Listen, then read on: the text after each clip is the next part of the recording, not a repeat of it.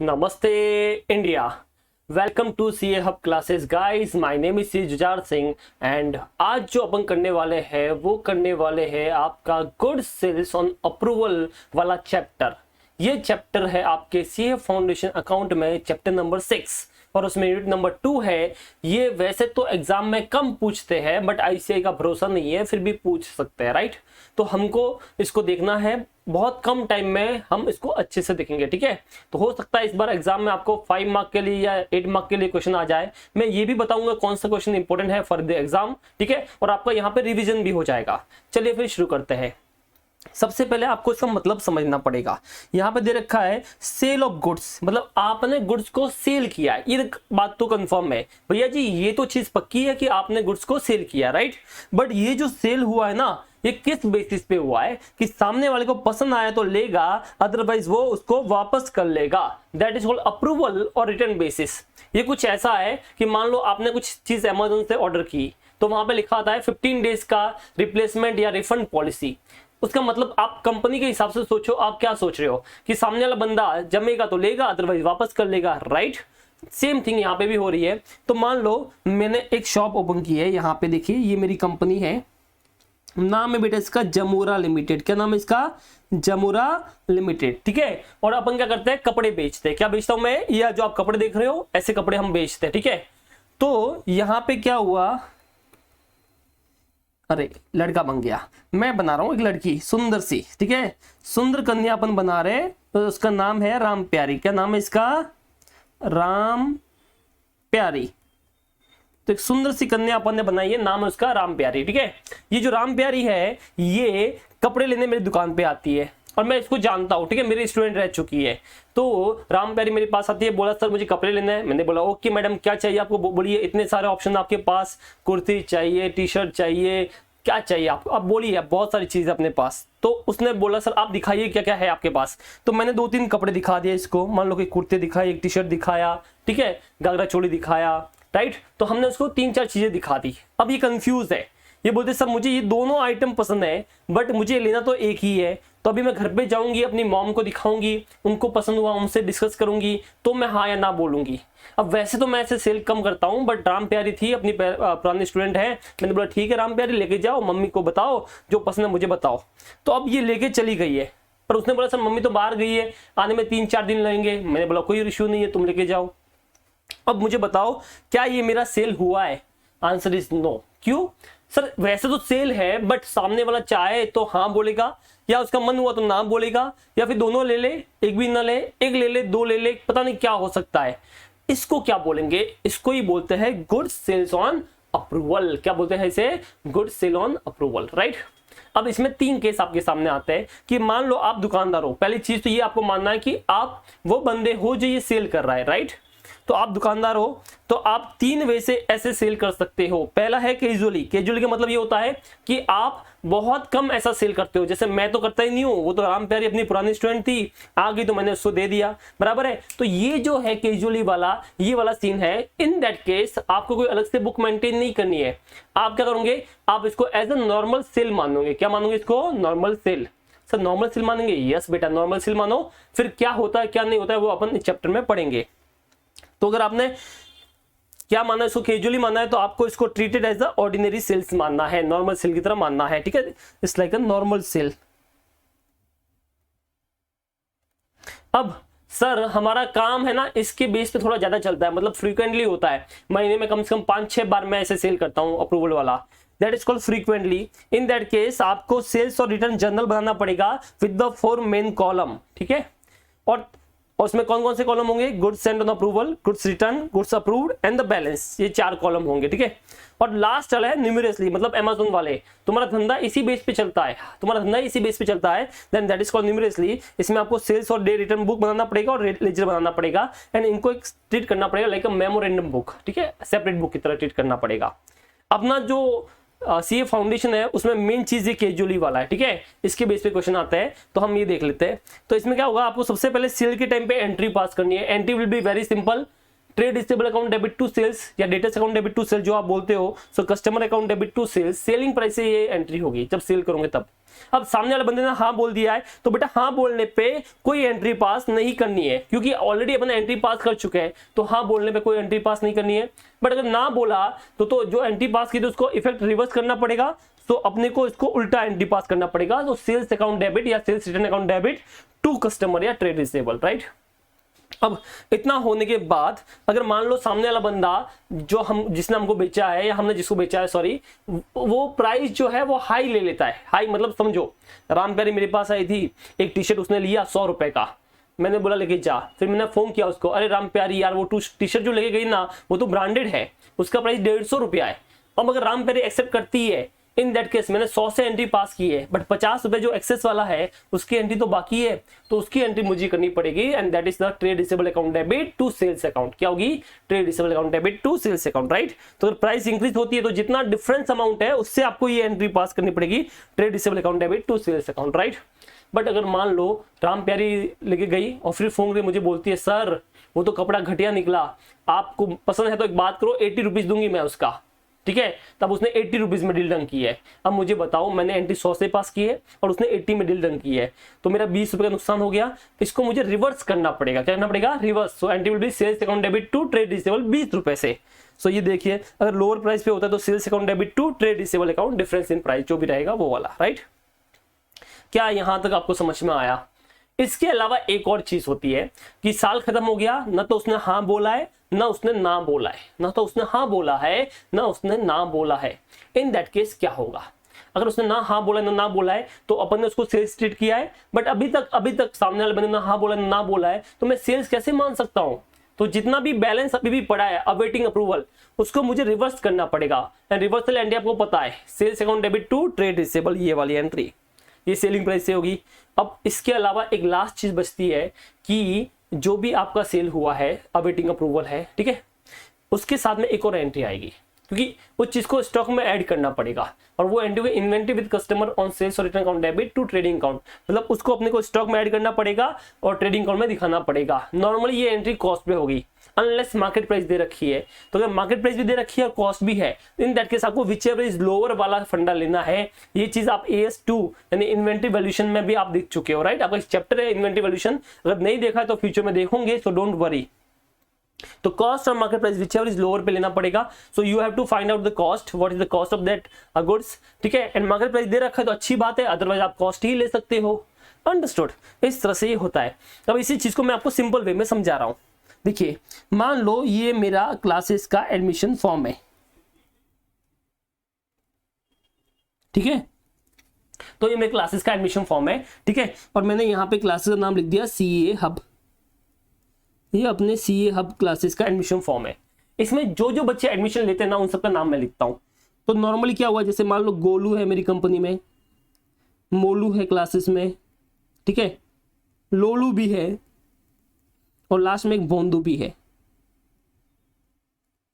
ठीक है। ये 4 लोग ऑलरेडी एडमिशन ले चुके हैं। अब मेरे पास 2 बच्चे और आए, एक चिंकी आई और एक पिंकी आई। ये 2 लोग मेरे पास आए, ठीक है, एडमिशन लेने के लिए। बट इनको ऐसा कि इनको चाहिए डेमो। क्या चाहिए बेटा? इनको डेमो। अब वैसे तो मैं नॉर्मली को डेमो देता नहीं हूं, बट वो चिंकी पिंकी ने बोला है, मैंने बोला ठीक है चलो तुम बैठ जाओ, ठीक है, तो मैंने बिठा दिया। अब मुझे पता है कि मैं इनका क्या मेंटेन करेगा अलग से, सबका अटेंडेंस, डेमो वाले का अलग से, उसका अलग से। तो मैंने क्या बोला, एक काम कर, मुझे लगता है कि ये सेल हो जाएगा, बच्चे बैठ जाएंगे, तो मैंने बोला एक काम कर, इसको है ना तू एडमिशन फॉर्म में डाल दे, ठीक है। मैंने उनको बोला एडमिशन फॉर्म में तुम डाल दो नाम। तो मैंने अपने स्टाफ को बोला चलो तुम चिंकी पिंकी का नाम एज ए डेमो छोड़ो, एज अ एडमिशन फॉर्म में डाल दो, एडमिशन ले लो, ठीक है। चलो मैंने ले लिया चिंकी पिंकी का। अब 2 दिन का डेमो था, 2 दिन चिंकी पिंकी ने देखा, एंड अब क्या डिसाइड हुआ कि चिंकी पिंकी दोनों ने डिसाइड किया कि सर हम एडमिशन ले रहे हैं, ठीक है। अब मुझे बताओ, अगर वो एडमिशन ले रहे हैं तो क्या मुझे वापस कुछ करना है? क्या मेरे एडमिशन फॉर्म में वापस नाम लिखूं Chinki Pinki? Answer is no. क्यों सर? ऑलरेडी बेटा लिखा हुआ है, देख ना चिंकी पिंकी, दिखा? Yes sir. बस सेम ऐसा ही होता है कि जब आप गुड सेल करते हो अप्रूवल पे, एंड सेल हो, आपने सेल की एंट्री मारी है, राइट, आपने माना कि सेल हो जाएगा, एंड उसने हाँ बोल दिया, तो बस सेल की एंट्री ऑलरेडी मार चुके हो, जैसे यहाँ पे नाम लिख चुके हो, तो वापस कुछ लिखने का काम अपने को नहीं है, दैट इज डन, हो गया। बट अगर मान लो फॉर एग्जाम्पल इन दोनों ने मना कर लिया, तो बेटा इनका नाम काटना पड़ेगा ना अपने को, क्योंकि अपने एडमिशन तो है ही नहीं, तो इनका नाम काटना पड़ेगा मुझे। ये देखो, तो काटना मतलब रिवर्स करना। तो जब सामने वाले मना किया तो अपने को एंट्री भी रिवर्सल एंट्री पास करनी पड़ेगी ना, sales account debit to trade receivable reversal entry. क्या ये आपको समझ में आया? यस। तो हाँ बोला तो नो एंट्री, ना बोला तो रिवर्सल एंट्री। अब समझो थर्ड केस, चिंकी पिंकी मेरे पास आए, बैठे क्लास में, डेमो देखा, बट इससे पहले 2 दिन उसको बोला था, बट 1 दिन के अंदर मेरा 31 मार्च आ गया, ईयर एंड आ गया। अब ईयर एंड पे मेरे पास इनकम टैक्स वाला आए, बोले सर जितने बच्चे आपके हैं ना उसके ऊपर मुझे टैक्स भरना है, ठीक है। अब मुझे सोच के बताओ मैं टैक्स किन के ऊपर भरेगा, 4 जो मेरे एडमिशन कंफर्म है उनके ऊपर, या इन 2 नालायकों के ऊपर भी भरेगा? आंसर इज नो सर, इन नालायकों के ऊपर मत बनना, क्योंकि ये तो भी एडमिशन कंफर्म ही नहीं है। तो अगर मैं एडमिशन फॉर्म में दिखाएगा तो इनकम टैक्स वाले मुझको लेके जाएंगे, बोलेंगे सर भरो टैक्स। अब मुझे बताओ क्या करूं? सर आपको ईयर एंड में इनका नाम काटना पड़ेगा, तो ईयर एंड में जिनका एडमिशन नहीं हुआ है उनका नाम अपने को रिवर्स करना पड़ेगा। इसीलिए अपन ईयर एंड में क्या करते हैं, वहां पे रिवर्स एंट्री पास करते हैं, sales account debit to trade receivable, क्योंकि वो एक्चुअल में सेल्स है ही नहीं, तो ईयर एंड पे क्यों मैं उसको सेल्स दिखाऊंगा, तो मैं उसका रिवर्स एंट्री पास कर लेगा, ठीक है। उसके अलावा सर आपने उधर एक और एंट्री बताई थी, वो क्या थी कि inventory with customer account debit to trading account, वो क्या थी वो बता दीजिए। तो सुनो, फॉर एग्जांपल अगर मैंने गुड्स परचेज किया है, ठीक है, तो मैं ट्रेडिंग अकाउंट में कैसे दिखाता हूं, तो मैंने 2 परचेज किया है 1 लाख के गुड्स, बराबर है, 1 लाख का गुड्स परचेज किया। अब मैंने इसको सेल कर दिया अप्रूवल पे, तो मैंने बाय सेल्स दिखा दिया अप्रूवल पे 1 लाख का, पर ये सेल उसने हाँ ना कुछ नहीं बोला है, तो ईयर एंड में मैं रिवर्सल एंट्री पास करता है, और रिवर्सल एंट्री होने पे ये मेरा सेल कट जाता है, दैट बिकम 0, क्योंकि आपके एंट्री पास करो sale account debit to trade receivable, so that become 0, तो ये 0 हो गया। अब मुझे बताओ अगर मैं कुछ भी नहीं करता हूं एक्स्ट्रा, इसके अलावा कुछ भी नहीं करता हूं ईयर एंड में, तो बेटा पता है क्या होगा, इधर मेरा सेल तो कुछ भी नहीं है बट परचेज तो है, सो दैट बिकम नेट लॉस। क्या आ जाएगा? नेट लॉस आ जाएगा 1 लाख रुपए का। क्या ये सही है? क्या लॉस हुआ है? नहीं सर, ये तो क्लोजिंग स्टॉक है, तो बेटा इसको क्लोजिंग स्टॉक में ऐड करना पड़ेगा ना। तो यहाँ पे देखो ये आएगा क्लोजिंग स्टॉक, क्या आएगा इधर? Closing stock. क्या ये आपको समझ में आया? अब यहाँ पे सेलिंग प्राइस नहीं आएगी, यहाँ पे बेटा आएगी कॉस्ट। क्या आएगी? कॉस्ट। अगर मार्केट प्राइस दे रखी है तो विच एवर इज लोअर वाला सीन। सो यहाँ पे आपको ये इसको बैलेंस करने के लिए आपको एक और एंट्री पास करनी पड़ती है, inventory with customer account debit to trading account. बोलिए जनाब, क्या ये चीज आपको समझ में आई? राइट, इस तरह से मुझे ये एंट्री पास करनी पड़ती है। डन। और प्राइस ऊपर नीचे की मैंने बता दिया कि आपने 1 लाख से एंट्री पास की, बट सामने वाला 1,20,000 पे एक्सेप्ट हुआ है, तो 20 का तो पैसा मांगेंगे ना, तो उतनी एंट्री और पास कर लो ट्रेड रिसीवेबल टू सेल्स। और 80 में एक्सेप्ट किया है तो 20 कम देना पड़ेगा, कम अपन मिलेगा तो उतना रिवर्स करना पड़ेगा, तो sale account debit to trade receivable. Understood. चलो, इसके अलावा तुमको कॉस्ट दे रखा है, सेलिंग प्राइस का रेट है, ये कंसाइनमेंट चैप्टर में आई होप आपने पढ़ा होगा, नहीं पढ़ा सो डोंट वरी, अब बाद में उस टाइम पे पढ़ लेना, ठीक है। अब यहाँ पे देखिए इलस्ट्रेशन 1 शुरू कर रहे हैं अपन। C send goods to customer on sales और return basis the following transaction to place. आपने गुड्स सेल किया है 1 लाख रुपए में, राइट। ये कॉस्ट प्लस दे रखा है, मतलब this is your selling price. कौन सी प्राइस है? ये वाली सेलिंग प्राइस, इनवॉइस प्राइस। तो मुझे बताओ अगर मैं कस्टमर को गुड्स सेल करता हूं, क्या एंट्री पास करूंगा? Trade receivable account debit to sale account. So this is your entry, trade receivable account debit to sale account 1 lakh से।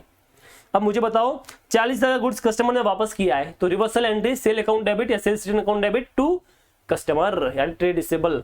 कस्टमर, ट्रेड रिसीवेबल, डेटर्स, बेटा ये सब एक ही है, बस इज्जत देते हैं अपन। क्या देते हैं इनको? थोड़ी सी इज्जत देते हैं। तो ट्रेड रिसीवेबल का नाम कस्टमर है, डेटर्स को ही ट्रेड रिसीवेबल बोलते हैं इज्जत से, ठीक है। सो यहाँ पे देखिए क्या एंट्री होगी? रिटर्न इनवर्ड, मतलब sales return account debit to trade receivable 40,000। Understood. उसके बाद भैया यहाँ पे उसने अप्रूवल दे दिया 40 का। अब मुझे बताओ क्या अप्रूवल की एंट्री पास करते हो? नो सर, नहीं नहीं नहीं, सो नो एंट्री, इसकी अपने को एंट्री पास नहीं करनी है। अब ये बोला 20 का गुड्स अभी भी पड़ा है, अरे ये तो हमको भी मालूम है, अगर 1 का गुड्स बेचा है, 40 का हाँ बोला है, 40 का नाम बोला है, तो कितना पड़ा है? 20 का, ये तो हमको भी मालूम है। तो 20 का जो गुड्स पड़ा है उसके लिए रिवर्सल एंट्री पास करना पड़ेगा, तो entry will be sales account debit to trade receivable 20,000 से। So sales account debit to trade receivable 20,000 से। अब सर एक और एंट्री आएगा, मैंने आपको बोला है ये ईयर एंड पे एंट्री कभी भी अकेला नहीं आएगा, इनका बेटा रिलेशन है क्यू और यू का। किसका रिलेशन है? क्यू और यू का। सर ये क्या है क्यू और यू? बेटा देखो जहां जहां पे क्यू आता है ना, यू हमेशा उसके साथ में आता है, ये ध्यान रखना। कोई भी स्पेलिंग आप देख लो, क्वीन देख लो, क्विक देख लो, कुछ भी देख लो, क्यू कभी अकेला नहीं आता है, यू हमेशा उसके साथ आता है, राइट। सो क्यू और यू का रिलेशन है इन दोनों का। तो जहां जहां पे ये रिवर्सल एंट्री आएगा ईयर एंड में वहां पे इन्वेंट्री वाला एंट्री भी आएगा। So entry will be inventory with customer on sales और return account debit to trading account. But ये एंट्री होता है कॉस्ट से। अब कॉस्ट तो सब दे नहीं रखा, निकालना पड़ेगा। तो देखो वैसे तुम कंसाइनमेंट चैप्टर में सब पढ़ने वाले हो, मैं भी बताऊंगा, बट उससे पहले मैं आपको सिंपल सा चीज बता देता हूं कि देखो अगर तुमको इनवॉइस प्राइस दे रखा है, ठीक है, यानी सेलिंग प्राइस 20,000 रुपए, और जो रेट दे रखा है वो दे रखा है 33.33%। सर ये 33.33 कैसा आया बेटा, ये 33 1/3 है, 1/3 का मतलब होता है 33, राइट। तो 33.33% है, ठीक है, this your rate, but this is on cost. ये किस पे है, कॉस्ट पे। तो अभी आपको कॉस्ट निकालना है। मुझे बताओ क्या ये 33% ऑन सेलिंग है, कॉस्ट है? सर कॉस्ट है। तो हम क्या करेंगे, हम एक फॉर्मूला यूज करेंगे, जो भी आपकी इनवॉइस प्राइस है, जो भी सेल्स है 20,000 रुपए, इसके अंदर प्रॉफिट इंक्लूड है, राइट। अरे इनवॉइस प्राइस का मतलब क्या होता है, कॉस्ट प्लस प्रॉफिट ना, तो इसमें प्रॉफिट इंक्लूड है। अगर मान लेते हैं 100 रुपीज का कॉस्ट होगा, सपोज अज्यूम 100 रुपीज का कॉस्ट, तो उसके अंदर 33.33 का प्रॉफिट भी इंक्लूड होगा, इनटू अपने को कॉस्ट चाहिए तो इनटू 100 के लिए कितना होगा वो निकाल दो। क्या ये आपको समझ में आया?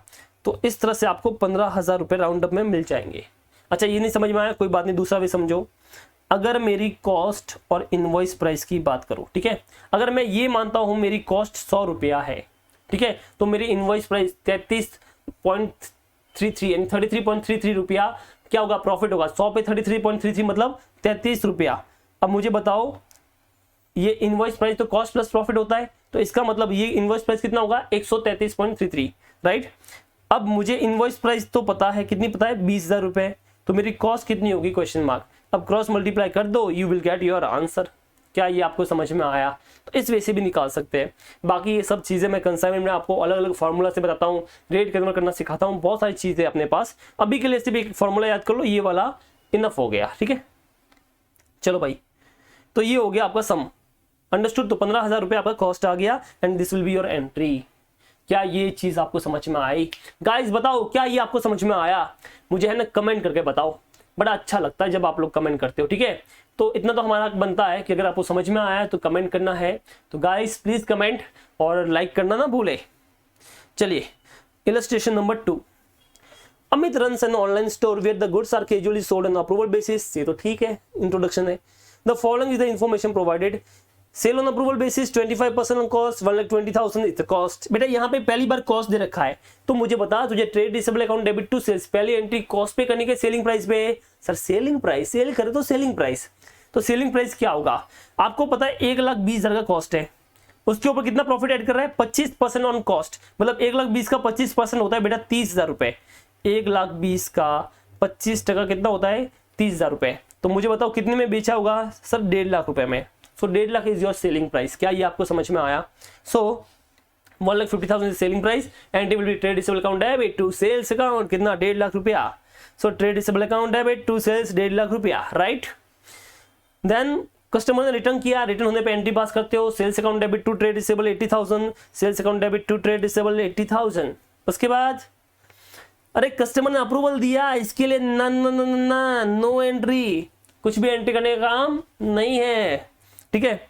बट अभी भी कितना अप्रूवल के लिए पड़ा है? सर 30,000 रुपए। कितना पड़ा है? 30,000 रुपए।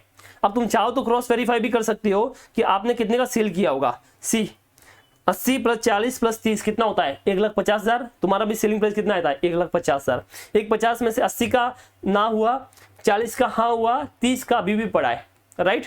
सो 30,000 का अवेटिंग अप्रूवल है। अवेटिंग अप्रूवल याद करो कौन सी एंट्री, क्यू और यू वाली। क्यू वाली कौन सी? रिवर्स करो, sales account debit to trade receivable, sale account debit to trade receivable, ये देखो 30,000 से हो गया। और inventory with customer account debit to trading account, कितना? कॉस्ट से। सो कॉस्ट निकालना है बेटा, कॉस्ट निकाल फटाफट। 30,000 रुपए सेलिंग प्राइस है, रेट ऑन कॉस्ट है, सो 100 + 25% इंटू 100, इससे करेगा तो कॉस्ट मिल जाएगी। चलो कॉस्ट मिली 24,000 रुपए। क्या ये आपको समझ में आया? अंडरस्टूड, डन, सबको समझ में आया? यस। चलो illustration number 3, Mr. Kumar sells goods on the approval return basis casually. He sold the goods worth 1,50,000, sold at a profit of 33.33% on sale. हर बार से कॉस्ट पे रेट था, इस बार सेल पे है। डोंट वरी, मैं समझाऊंगा, ठीक है। तो ये बताओ सेलिंग प्राइस दे रखा है 1.5 लाख रुपए। यस सर 1.5 लाख का सेलिंग प्राइस है entry will be trade receivable account debit to sales होती है 1.5 लाख से, ठीक है, which has been awaiting approval from the customer on the date of the closing of books. अभी तक ना तो हाँ मिला है ना मिला है, तो रिवर्सल एंट्री पास करनी पड़ती है। So reversal entry will be sales account debit to trade receivable, ठीक है। अब क्वेश्चन आएगा, सर आपने बोला है sales account debit to trade receivable, closing की ये तो मिली बट वो सेल की एंट्री नहीं मिली है, क्योंकि बेटा इसने पूछा है कि सिर्फ ईयर एंड पे एंट्री पास करो, सिर्फ एडजस्टमेंट एंट्री या क्लोजिंग एंट्री पास करो। तो क्लोजिंग वाली वो दो लास्ट एंट्री जो अपन ने पढ़ी ना क्लोजिंग पे वो है, तो इसने सेल वाली एंट्री पूछा नहीं है, इसके लिए नहीं है। बट अगर आप लिखते हो ना कोई तकलीफ नहीं है, चलेगा। चलो तो ये बताओ रिवर्सल एंट्री क्या होगी, sales account debit to trade receivable 1.5 lakh रुपया, राइट। अब बेटा अपने को inventory with customer on sales और return account debit to trading account भी चाहिए, चाहिए कि नहीं चाहिए, चाहिए। तो अब वो कैसे निकालेंगे, ये बताओ सर, हर बार अपन ने ऐसा किया 1.5 lakh divide by 100 plus rate, तो इधर भी ऐसा ही कर लो और इनटू 100 करके निकाल दो ना मुन्ना ना। ऐसा किया तो गड़बड़ कर ली, क्योंकि ये तब करते हैं जब अपने को रेट दे रखा होता है ऑन कॉस्ट, ऑन कॉस्ट, यहाँ पे ऑन सेल दे रखा है।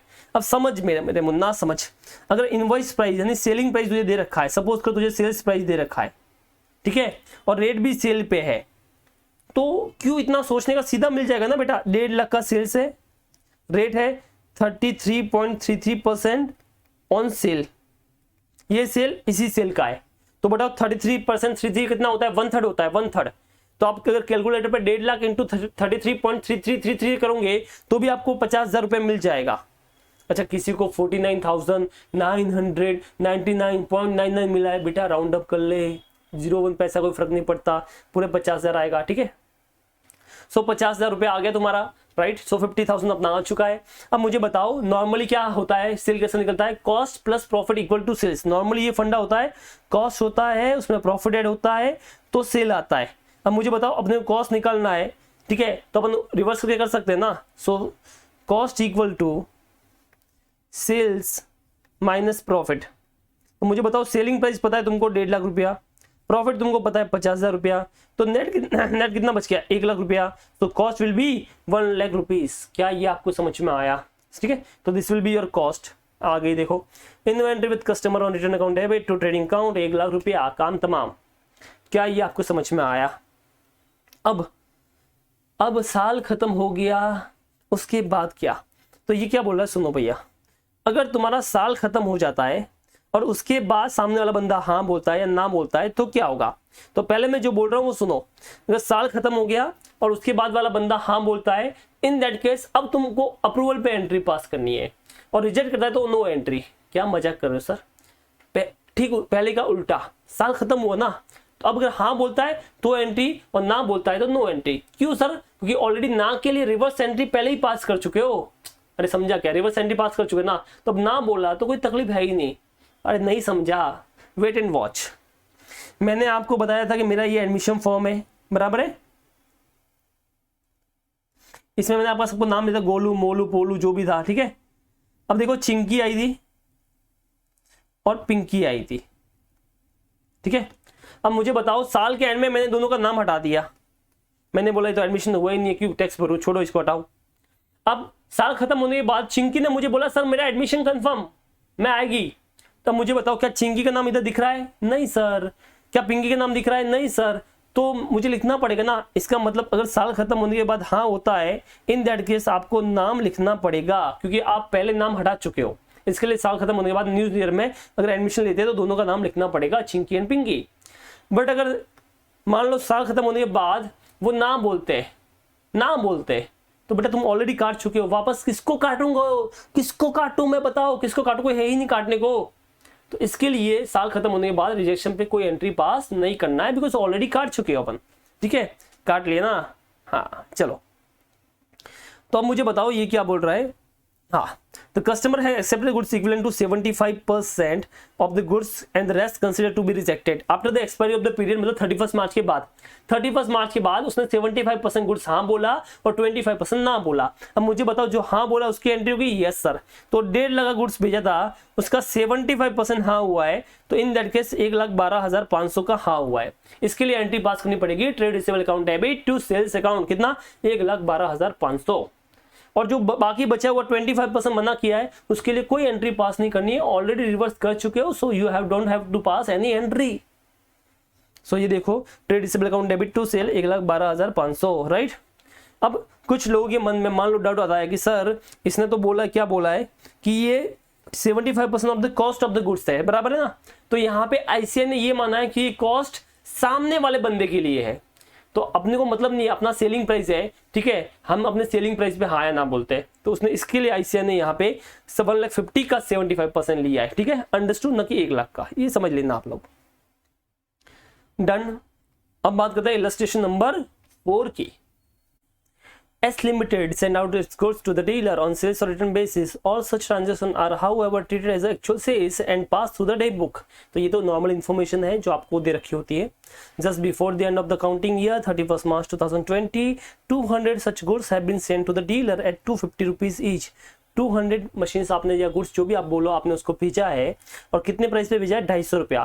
सो 250 इज योर सेलिंग प्राइस, और इस बार इसकी कॉस्ट अलग से दे रखी है। तो जब भी आपको कॉस्ट अमाउंट में दे रखी हो ना, तुम्हारे मुंह में लड्डू है, क्या तुम्हारे मुंह में लड्डू, ठीक है, क्यों है बताऊंगा। 200 रुपया कॉस्ट दे रखी है, राइट, और 250 का सेलिंग प्राइस है। ऑन सेल्स और return basis and debited to his account of this goods 31 March 2020, ठीक है। अब मुझे बताओ, पहली चीज ये बताओ कि आप सेल की क्या एंट्री पास करोगे। Sir trade receivable account debit to sales account कितने से होगी? 200 इंटू 250 बेटा, 200 इंटू 250 से ये एंट्री तुमको पास करनी है, trade receivable account debit to sales account. But इसने ये एंट्री नहीं पूछी है, इसने बोला एडजस्टमेंट एंट्री, मतलब ईयर एंड की वो 2 एंट्री पूछी है, कोई बात नहीं, अच्छी बात है। अब देखो 50 जो है ना, 50 उसने रिटर्न कर लिए, तो बेटा रिटर्न की एंट्री क्या होती है? Sales account debit to trade receivable, बराबर है। और 70 उसने सोल्ड कर दिए, तो उसी कोई एंट्री पास नहीं होती। तो मुझे बताओ जितनी उसने रिटर्न की है उसकी रिवर्स एंट्री पास करनी पड़ेगी। So sales account debit to trade receivable 50 into 250 रुपया, बोलो समझ में आया कितना होता है? कुछ 12,500 होता है। लेट्स सी, तो sales return account debit to trade receivable 12,500, क्या ये आपको समझ में आया? यस। इसके अलावा जो अभी भी बची है, तो बेटा 200 में से कितनी हाँ हुई? 70, कितनी ना हुई? 50, कितनी बच गई? 80, 80 बच गई। कैसे आया? 200 में से 70 और 50 माइनस किया, राइट, बची हुई। ना हाँ बोला ना बोला, तो रिवर्स एंट्री पास करनी पड़ेगी। तो 80 इंटू 250 से रिवर्स एंट्री पास होगी। सो दिस इज योर 80 इंटू 250 से रिवर्स एंट्री 20,000 रुपए से। अब इस बार कॉस्ट मैंने बोला ये एंट्री अकेली नहीं आएगी, inventory with customer account debit to trading account भी आएगा। सो मुन्ना अभी बात ऐसी है कि हर बार तो रेट दे रखी होती है तो तकलीफ होती है, इस बार तो कॉस्ट ही दे रखा है, तो सीधा कॉस्ट से मल्टीप्लाई कर देना। तो 80 इंटू 200 रुपया कितना होता है? 16,000। So this will be your entry. बोलो क्या ये आपको समझ में आया गाइस? तो this will be your illustration 4। I hope आपको ये समझा होगा, राइट। चलिए अब बात करते हैं इलस्ट्रेशन नंबर 5 की। Cali company send out its gas container to the dealer on sales or return basis. All such transactions are however treated as actual sales and pass through the day book. Just before the end of the financial year, 100 gas container which cost them 900 each have been sent to the dealer on sales or return basis and have been debited to the account of 1,200 rupees. तो मुझे बताओ selling price कितना है? 1,200, right. Cost कितना है? 900। Cost काम कहां पे आएगा? लास्ट एंट्री क्लोजिंग पे, inventory with customer on sales और return account debit to trading account, वहां पे काम आएगी। अंडरस्टूड। ये सेलिंग करने की एंट्री क्या हुई? Trade receivable account debit to sales account, ठीक है, 1200 इंटू 100 गैस कंटेनर 1,20,000 से, ठीक है, डन, अंडरस्टूड। चलो आगे देखिए, out of this only 20 gas container are sold at 1,500। आहा, प्राइस इंक्रीज। अब तक 1,200 का प्राइस था, उसी पे एक्सेप्ट किया था, इस बार इसने प्राइस इंक्रीज की है 1,500 रुपए में। आपने कितने पे एंट्री पास की है? 1,200 में। उसने कितने पे एक्सेप्ट किया? 1,500 में। 300 अभी भी मांगना बाकी है ना, तो मांगो ना बेटा, मांगो मतलब उसका सेल का एंट्री पास कर लो। तो 300 रुपए में मांगूंगा पर गैस कंटेनर। पर क्या सब पे मांगूंगा या जितना उसने एक्सेप्ट किया उस पे मांगूंगा? अरे जितना कोई बंदा एक्सेप्ट करता है उस पे मांगेंगे ना, बाकी का तो भरोसा ही नहीं है। तो एक्सेप्ट कितना किया? 20। तो 20 इंटू 300, 300 कैसा आया? 1,500 माइनस 1,200, 300 रुपया पर गैस कंटेनर ज्यादा उसने इंक्रीज प्राइस लिया है। आपने कितना भेजा है? 100 भेजा है, बट 20 उसने हाँ बोला है, तो हम ज्यादा पैसा भी कितने पे मांगे? 20 पे जो उसने हाँ बोला है। तो 20 इंटू 300 कितना होता है? 6,000 रुपया। तो trade receivable account debit to sales, मैंने बोला था इंक्रीज होने पे सेम एंट्री और डिक्रीज होने पे रिवर्स एंट्री, डन। उसके बाद बाकी के लिए कुछ हाँ ना नहीं बोला, तो 80 गैस कंटेनर अभी भी पड़े। अब मुझे बताओ 80 का प्राइस कितना है? 1,200 की 1,500? 1,200 हमने छेड़ा सिर्फ 20 को ही है, बाकी का तो सेम प्राइस ही है। तो 80 इंटू बेटा कितना आएगा 1200, यानी कितना आता है 96,000 का रिवर्सल एंट्री पास करना पड़ेगा sales account debit to trade receivable. ठीक है, ये कैसे आया 80 इंटू 1200, डन। और इसके बाद आपको कॉस्ट दे रखी है तो लास्ट वाली एंट्री के लिए कॉस्ट चाहिए, तो 80 इंटू 900 रुपया ये कॉस्ट पे आएगी। मैंने बोला कॉस्ट हमेशा इसी एंट्री में कॉस्ट कम आती है, ठीक है, बाकी में नहीं, बाकी सब में आपका सेलिंग प्राइस चलता है, तो ये ध्यान रखना। सो 80 इंटू 900 आ गया 72,000 और इसी के साथ ये सम भी समाप्त होता है।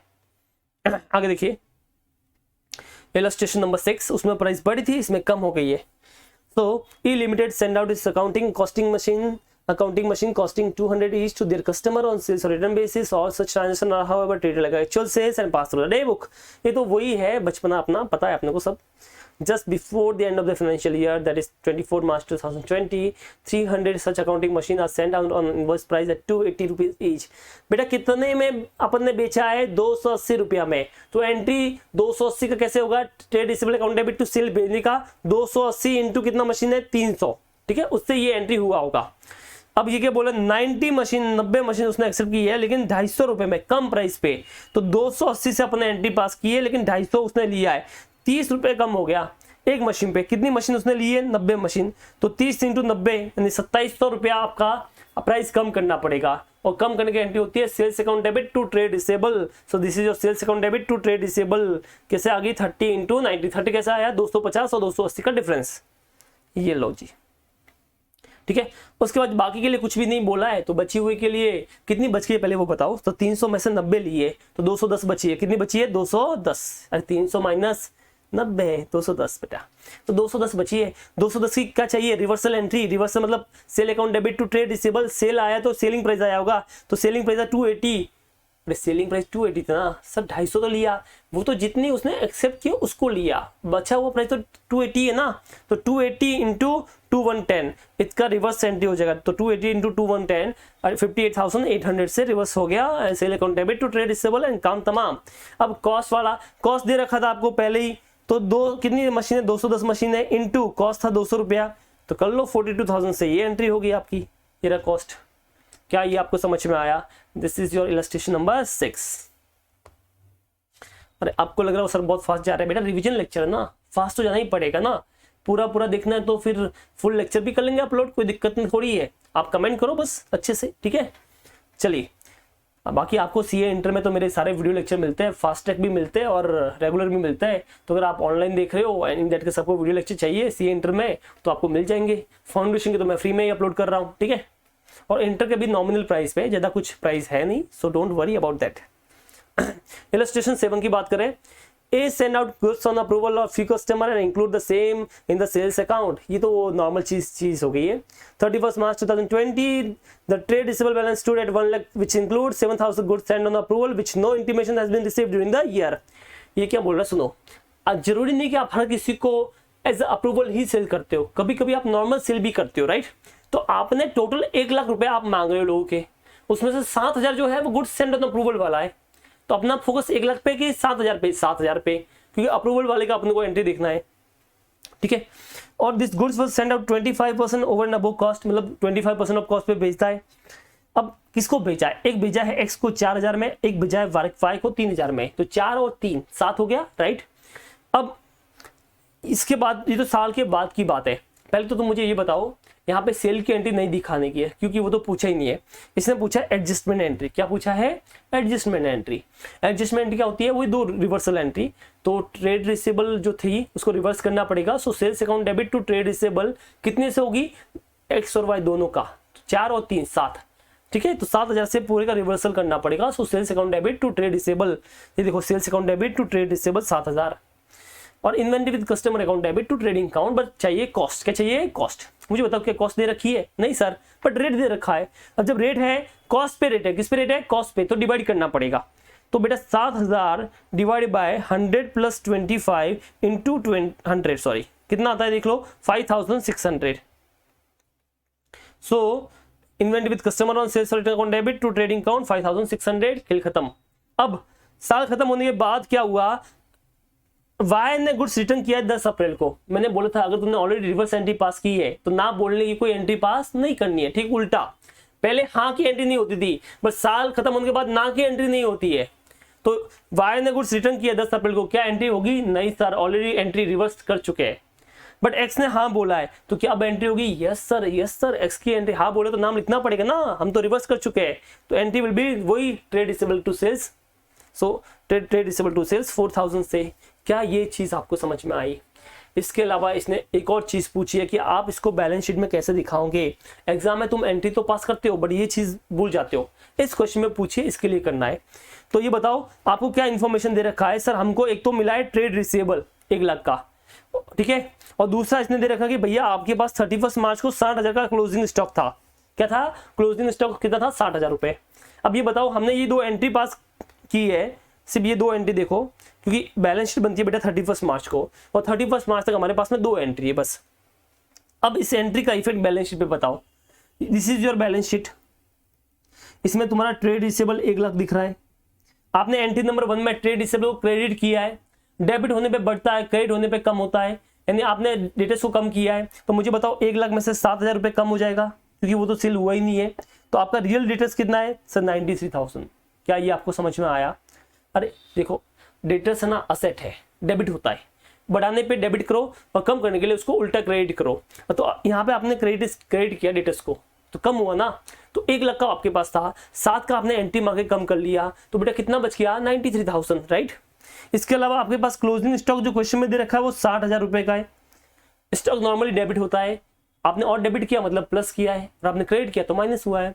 यहाँ पे इन्वेंट्री क्लोजिंग स्टॉक को तुमने क्या किया है? डेबिट किया है, तो आपने उसको प्लस किया है, तुमने बोला वो गुड्स भी हमारा ही है, तो 60,000 ये प्लस 5,600 वाला वो गुड्स, 65,600 का ये आ गया। अंडरस्टूड? इस तरह से ये बैलेंस शीट बनेगी। सो देखिए, ट्रेड रिसीवेबल में 7,000 माइनस किया है और इन्वेंट्री में ये 5,600 प्लस किया है, दोनों एंट्री का इफेक्ट, ठीक है। एंट्री नंबर 1 और एंट्री नंबर 2 दोनों का इफेक्ट है, ये 1 और ये 2। थर्ड तो 30 अप्रैल को हुई ना बैलेंस शीट, बेटा 31 मार्च को बन रही है, तो उसको छोड़ दो। डन। चलो, उसके बाद तो ये रेगुलर तो कोई मतलब नहीं है, ठीक है, कोई पूछते नहीं है। तो ये सारे अपने इलस्ट्रेशन तो खत्म हो गए, अब प्रैक्टिकल क्वेश्चन में आते हैं। देखिए, On 31st December 2020, goods sold at a sale price of 3,000 were laying with the customer related to whom these goods were sold. Sales or return basis were recorded as the actual sales. ये सब वही information जो हमने पढ़ी हुई है। So normal sale की entry हुई होगी trade receivable account debit to sales, ठीक है। यहाँ पे नाम दे रखा है रितु, तो you can write Ritu account debit to sales, ठीक है। Since no consent has been received from Ritu, you are required to pass the adjustment entry. Adjustment मतलब रिवर्सल एंट्री। तो sales account debit to Ritu या ट्रेड रिसीवेबल लिख दो आप 3,000 रुपए से, और inventory with customer account debit to trading account but cost पे। और कॉस्ट के लिए यहाँ पे बोला है कि ये आपने जो गुड्स सेंड किया है ये कॉस्ट प्लस 20% पे किया है। कॉस्ट का रेट दे रखा है, सो तुमको पता है सेलिंग प्राइस 3,000 है, कॉस्ट का रेट है तो 100 प्लस रेट करना पड़ेगा। सो 20 × 100 कर लो बेटा, कितना आएगा? 2,400। So this entry will B trading account में जो आएगा अपना वो 2,400 आएगा अब तक। लेकिन किंतु परंतु यहाँ पे देखो एक नई चीज दे रखी है, present market price is 10% less than the cost price. तो cost price is 2,500। Yes sir, ये 2,500 आएगा, ठीक है। तो 2,500 आया अपना, बट ये बोलता है कि मार्केट प्राइस जो है वो 2,500 से 10% कम है। इसका मतलब मार्केट प्राइस इज 2,250, 2,250। मुझे सोच के बताओ आप इन्वेंट्री को कैसे वैल्यू करते हो? सर आपने बोला था कॉस्ट पर, मैंने बोला था कॉस्ट तब लेना है जब मार्केट प्राइस नहीं दे रखी है। यहाँ पे मार्केट प्राइस दे रखी है, तो कॉस्ट और market price whichever is lower, तो बेटा लोअर कौन है? 2,250, तो inventory will be valued at 2,250। See this will be your entry, sales account debit to Ritu, inventory with customer to trading 2,250। 2,250 कैसा आया? 3,000 है, इसमें प्रॉफिट था 500 रुपए का, तो 2,500 योर कॉस्ट आया, उसमें से 10% माइनस किया, this will be your market price. तो your cost is 2,500, your market price is 2,250। हम वैल्यू करते हैं विच एवर इज लोअर पे, छोटू इज 2,250। छोटू कौन है? 2,250, राइट। डन। तो ये सब जो क्वेश्चन किए ना ये सब सिमिलर टाइप के क्वेश्चन थे, ठीक है, थोड़ा बहुत चेंज था इसमें। अब एक नए टाइप के क्वेश्चन है, उसमें क्या होता है कि ये जो गुड्स है ना ये बार बार फ्रीक्वेंटली या न्यूमरसली बार बार सेल करते हैं। इन दैट केस आपको 4 कॉलम वाला एक बनाना पड़ेगा, ठीक है, और वो बुक में अपन लिखेंगे। उसमें क्या होता है देख लो आप। क्वेश्चन नंबर 3 पे आइए, पहले मैं क्वेश्चन नंबर 3 करा रहा हूं, राइट। सो ये देखिए क्वेश्चन नंबर 3 अपन पहले कर रहे हैं। X supply goods on sales और रिटर्न बेसिस टू कस्टमर। देखिए मैसेज एबीसी को 10 तारीख को भेजा है 10,000 का, नो इन्फॉर्मेशन उसका मिला नहीं है। 12 तारीख को डीईएफ को भेजा 15,000 का रिटर्न हो गया उसका। उसके बाद 15 दिसंबर को जीएचआई को 12,000 का भेजा है जिसमें से 2,000 रिटर्न हुआ है। 20 तारीख को इसको भेजा है, 25 को इसको भेजा है, 30 को इसको भेजा है। मुझे बताओ अभी तक जितने भी सम किए उसमें 1 या 2 लोगों को मैक्स टू मैक्स भेजा होगा। और यहाँ पे देखिए आपको कम से कम 6 या 7 लोग दिख रहे हैं, इसका मतलब ये फ्रीक्वेंटली हो रहा है, राइट।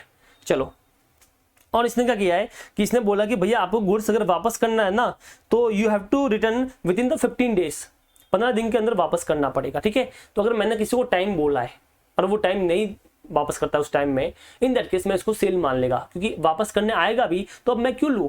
अरे तुमने अमेजोन से कोई चीज ऑर्डर की है, बराबर है, उसने बोला 15 दिन में वापस करो, तुम साला 1 महीने तक सोते रहे, अब तुम वापस करने जा रहे हो, वो लेगा नहीं लेगा ना, उसका सेल हो चुका है। सेम ऐसा यहाँ पे भी है। Following which it will treat as a sales, बस वो बराबर बात है। The books of account X are close on 31 December 2020। अब तक इसने सिर्फ एंट्री पूछा था, इस बार एंट्री नहीं पूछा है। लाइव में पहली बार इस मंथ ने हमको पूछा है कि बनाइए गुड्स ऑन सेल्स और return sold return day book बनाने का है, और साथ में टोटल रिटर्न अकाउंट भी बनाने का, लेजर अकाउंट। तो हम पहले डे बुक बनाएंगे। क्या बनाएंगे? Day book. डे बुक का फॉर्मेट होता है, फॉर्मेट क्या है? सिंपल सा है, date, particulars, particular you can write कि जिस पार्टी को दिया है, ठीक है, तो टू हुम द पार्टी, जो भी आपको गुड्स दिया है, ठीक है। तीसरा अमाउंट, 3 तो ये हो गए जो नॉर्मल होते हैं। इसके अलावा यहाँ पे एक चीज आएगी और वो है एक्सपायरी डेट। क्या आएगी? एक्सपायरी डेट, यानी डेट का कॉलम आएगा वापस, क्योंकि यहाँ पे 15 डेज का गैप है, तो हमको देखना पड़ेगा कब उसका एक्सपायरी होता है कब नहीं होता है। देन आपका अगर रिटर्न हुआ तो रिटर्न, अप्रूव हुआ तो अप्रूव, एंड बचा हुआ बैलेंस। तो 3 चीजें होती है, हाँ ना या बैलेंस, बराबर ना, हाँ ना या बोला नहीं। तो हाँ के लिए सोल्ड, रिटर्न के लिए रिटर्न, और बाकी के लिए बैलेंस। तो इस तरह से देखो इसका ये फॉर्मेट बनेगा। Date, party to whom goods send, you can write particular also, LF amount. तो ये वाली चीज तो सेम लाइक अ जर्नल आ रही है, date, particular, LF amount, right. तो आपको एक्स्ट्रा का चीज है, क्योंकि सर यहाँ पे एक्सपायरी डेट है, इसके लिए अपने को डेट चाहिए, this is your expiry date, sold or return, ठीक है। तो इस तरह से अपना ये हो जाएगा। आप चाहो तो एक एक्स्ट्रा कॉलम ऐड कर सकते हो, बैलेंस, कितना बैलेंस बचा है, राइट।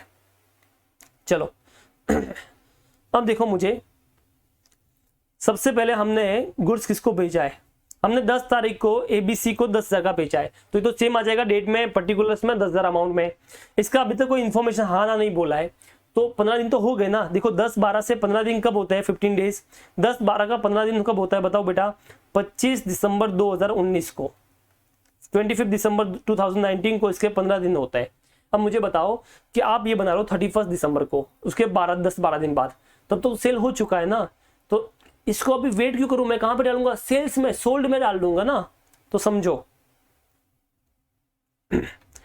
10 दिसंबर एबीसी का 25 दिसंबर को इसका टाइम पीरियड एक्सपायर होता है। ये 25 दिसंबर कैसा आया? 10 दिसंबर के अंदर 15 दिन ऐड कर लिए, 15 डेज, ठीक है।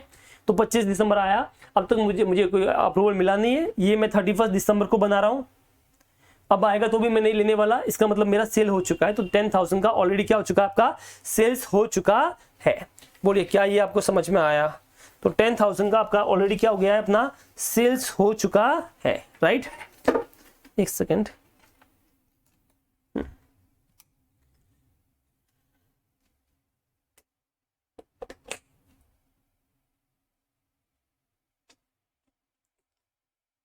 ठीक है। तो 10,000 का आपका ऑलरेडी क्या हो चुका है? सेल्स हो चुका है, तो हम उसको सेल्स मान लेंगे, राइट। तो 10,000 का अपना सेल्स हो गया। उसके बाद दूसरा कौन सा है देख लीजिए। 12 दिसंबर को डीईएफ का 15,000 है जो उसने रिटर्न कर लिया। तो सिंपल है, रिटर्न में डाल दो, सेल तो हुआ नहीं, रिटर्न कर लिया। तो अब यहाँ पे एक्सपायरी डेट मतलब भी नहीं है, 16 दिसंबर पहले ही कर लिया है, तो 16 दिसंबर को आप सीधा रिटर्न में डाल दो। So you can see this, देखो 12 दिसंबर डीईएफ 15,000, 16 दिसंबर डेट डाल दे, क्योंकि वो पहले हो गया। मतलब जो भी पहले होगा, अगर उसने हाँ पहले बोला है तो पहले वाली डेट आएगी, अगर उसने ना पहले बोला तो पहले वाली डेट आएगी, कुछ भी नहीं बोला है तो एक्सपायरी डेट आएगी, हाँ ना या एक्सपायरी, लास्ट में एक्सपायरी तो आनी ही है, ठीक है। सो ये 15,000 का रिटर्न हो गया, ठीक है। उसके बाद 15 दिसंबर को GH आई जिसने 2000 का गुड्स वापस किया है 20 तारीख को, और बचा हुआ अभी भी हाँ ना नहीं बोला है, तो 15 दिसंबर से 15 दिन होता है 30 दिसंबर, तो बचा हुआ 10,000 को हम सेल मान लेंगे क्योंकि टाइम पीरियड एक्सपायर हो गया है। अरे बेटा 15 दिसंबर को उसने गुड्स भेजा था अपन ने, बराबर है, इसके 15 दिन होते हैं 30 दिसंबर, हम खड़े 31 दिसंबर को, एक दिन के बाद। अब तक उसने नालायक ने हाँ ना नहीं बोला है, तो फिर मैं उसको सेल मान लेगा ना, तो 10 का सेल हो गया, 2 का वापस हो गया। तो ये देखो 10,000 का सेल हो गया है, 2 का वापस हो गया है। क्या ये आपको समझ में आया? ठीक है, डेट जो पहले वाली डेट है वो डाल दो 20 दिसंबर। उसके बाद 20 तारीख को DEF का 16,000 का भेजा, उसने रिटेन कर लिया, मतलब सेल हो गया, तो अब 24 दिसंबर को सेल में डाल दो, सोल्ड में डाल दो 16,000, और 25 दिसंबर को ABC को भेजा 11,000 का, उसने भी सोल्ड हो गया है, तो दोनों को सेल में डाल दीजिए, तो ये दोनों सेल में आ जाएंगे। सो सी ये दोनों को सेल में डाल दिया, 24 दिसंबर को इसका और 28 दिसंबर को इसका। क्या ये आपको समझ में आया? अब बचा है आखिरी वाला, ये भाई साहब को हमने सेल किया 30 दिसंबर को। कब भेजा है? 30 दिसंबर को। अभी तक ना तो हाँ बोला है ना बोला है, पगला गया है, तो ना हाँ बोला है ना बोला है, बट अभी भी इसके पास टाइम पीरियड है। सर कैसे? 30 दिसंबर से 15 दिन ऐड करोगे तो आता है 13-14 जनवरी, बराबर है, 13 to 14 जन आता है। अब मुझे बताओ, हम खड़े 31 दिसंबर, तो क्या 31 दिसंबर को उसका टाइम पीरियड एक्सपायर हुआ है? नहीं सर। क्या उसने हाँ बोला है? नहीं सर। क्या उसने ना बोला है? नहीं सर। तो ना तो हाँ है ना है ना एक्सपायर हुआ है, इन दैट केस वो बैलेंस में आ जाएगा। तो ये देखिए 13,000 उसका आ गया बैलेंस। मैंने बोला था अगर आप बैलेंस कॉलम बनाओगे तो यहाँ पे 13,000 बैलेंस आ जाएगा। ठीक है, तो आप इस तरह से बैलेंस कॉलम भी बना सकते हो। तो ये 13,000 बैलेंस में आ गया। तो टोटल 77,000 गुड्स भेजा है, उसमें से 47 हाँ हुआ है, 17 का ना हुआ है और 13 का बैलेंस बचा है। इन तीनों का टोटल करो, ये 77 से मैच होगा। क्या ये आपको समझ में आया? इस तरह से अकाउंट बनता है। इसके अलावा इसने बोला है कि गुड्स सेल्स और रिटर्न टोटल अकाउंट भी बनाओ। अकाउंट लेजर अकाउंट बनाओ। तो लेजर अकाउंट का फॉर्मेट पता है, date particular amount, date particular amount. जितना भी गुड्स भेजा है अपन ने 77 का, वो बाय में लिखो। किसमें लिखोगे? बाय में। तो ये देखो by goods sent on sale or return आ गया अपना 77 का। अब जितना हाँ हुआ है वो 2 में आएगा, 2 सेल्स के नाम से 47 का। जितना ना हुआ है वो 2 रिटर्न के नाम से आएगा 17 का। और जो बैलेंस बचा है वो 2 बैलेंस क्रेडिट डन होगा 13 का। इसका मतलब ये तीनों चीजें 47, 17, 13 दिख रही है आपको, ये तीनों चीजें यहाँ पे आ गई और ये 77 बाय में आ गया। इस तरह से ये लेजर अकाउंट बन जाएगा। डन। तो जितना भी भेजा है अपने गुड्स अप्रूवल पे वो बाय में आएगा, जो हाँ हुआ है वो 2 में आएगा, जो ना हुआ वो 2 में आएगा और बैलेंस भी 2 में आएगा। इस तरह से मैच हो जाएगा। क्या ये आपको समझ में आया? This is very very important question. अगर एग्जाम में इनको पूछना रहा तो बिलीव मी ये क्वेश्चन पूछने के हाई चांसेस है, हाई चांसेस। तो इसको आप एक बार प्रैक्टिस जरूर करें नोटबुक में। ठीक है, तो अगर आपका एग्जाम है अभी जून में, इन दैट केस आपको इसको एक बार हाथ से प्रैक्टिस करना चाहिए। ठीक है, चलो अब बचे क्वेश्चन नंबर 1। ठीक है, ये सेम कुछ वैसा ही है। इसमें आपको बुक नहीं बनाने का है, इसमें आपको सिर्फ लेजर अकाउंट बनाने का है। तो लेजर अकाउंट बना दो और एक पी का अकाउंट बनाने का है। तो अब ये क्या है वो देख लो। A firm set goods on sales or return basis, customer having the choice of returning the goods within the month। एक महीने का टाइम है भैया हाँ या ना बोलने का, और मई में आपने इनको भेजा है। ठीक है, सबसे पहले हमने P को भेजा है, B को भेजा है, Q को भेजा है, D को भेजा है, E को भेजा है और R को भेजा है। ठीक है, एक महीने का इनके पास टाइम है। ये क्या बोल रहा है? P एंड Q ने वापस कर लिया। तो P भाई साहब ने रिटर्न किया और किसने रिटर्न किया है? Q ने। इन दोनों ने रिटर्न गुड्स कर लिया, इन्होंने वापस भेज दिया है। तो ये बताओ ये रिटर्न हो गया, मतलब मैं क्रॉस कर लूँ, इन लोगों का सेल नहीं हुआ है। BDE ने हाँ बोल दिया है, B का हाँ हो गया है, B का हाँ हो गया है, B का हाँ हो गया है। अरे भाई B का हाँ हो गया है, तुम्हारी लाइफ में तो किसी का हाँ होता नहीं है, इसकी लाइफ में हाँ हो गया है। चलो B, D एंड E इन लोगों ने हाँ, इनका हाँ हो गया, राइट। तो B and D and E का क्या हो गया बेटा? हाँ हो गया है। ठीक है, तो ये सेल हो गया। अभी R भाई साहब पढ़े, R का कोई ठिकाना है नहीं, वो बिल्कुल मेरी तरह है, अभी तो कोई ठिकाना नहीं है। तो अब मुझे बताओ R जो है उसका कुछ भी ठिकाना नहीं है, बट क्या उसका टाइम पीरियड एक्सपायर हुआ है? क्या उसका टाइम पीरियड एक्सपायर हुआ? Answer is no. अभी भी उसके पास 1 महीना बाकी है। 1 महीना बाकी है, मतलब अगर मैंने 27 मई को भेजा है तो उसका एक्सपायरी पीरियड है 27 जून। ठीक है, अब मुझे बताओ तुमको ये बनाने का है 15 जून को, तो 15 जून तक, 27 जून तो बाद में आता है ना, 15 जून तक तो हाँ हुआ है ना हुआ है, बट उसके पास टाइम है, इसका मतलब बैलेंस में होगा। तो ये वाले भाई साहब अभी बैलेंस में खड़े। कहां पे खड़े हैं? बैलेंस में, राइट। सो देख लो बाय सन्ड्रीज। ठीक है, आप अकाउंट मतलब सेम बाय जैसे वहां पे बनाया था बाय सन्ड्रीज, इसमें सबका नाम आएगा PQRB जो भी है, सबका नाम आ जाएगा 93,000 से। जितने लोगों का हाँ हुआ है वो यहाँ पे आ जाएंगे, जिनका ना हुआ है वो यहाँ पे आ जाएंगे, और बचा हुआ लास्ट में R था जिसका बैलेंस था वो यहाँ पे आ जाएगा। तो आप देख लो जो हाँ वाले थे वो 24 के होते हैं, जो ना वाले थे वो 43 के होते हैं, और बचे हुए बैलेंस आ गए 26 के, right. So you can see this.